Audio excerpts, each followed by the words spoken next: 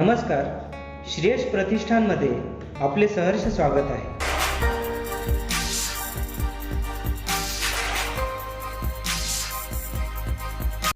भारताला एक अत्याधुनिक आणि अद्ययावत राष्ट्र बनवण्याच्या स्वप्नामध्ये मोठा वाटा आहे तो पायाभूत सुविधांचा.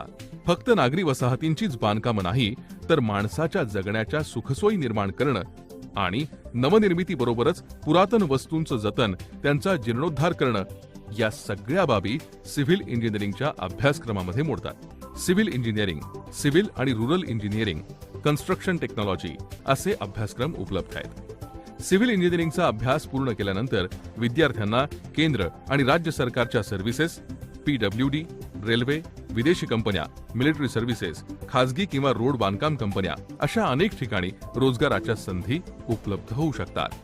त्याचबरोबर महत्त्वाचं म्हणजे स्वतःचा उद्योगही सुरू करू शकतात.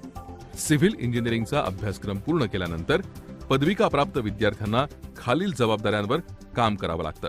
शासकीय खाजगी संस्थांमध्ये कनिष्ठ अभियंता किंवा कार्यक्षेत्र पर्यवेक्षक पदावर काम करणं, या क्षेत्रामधील कामाचं अचूक आरेखन तयार करून त्याच्या अंमलबजावणीचं पर्यवेक्षण करणं, अत्याधुनिक उपकरणांचा क्षेत्रामध्ये वापर करणं, रेल्वे, पाणी पुरवठा, सिंचन विभाग, सिडको, PWD, म्हाडा, महानगरपालिका इत्यादी विभागांमध्ये कंत्राटदार म्हणून नोंदणी करणं.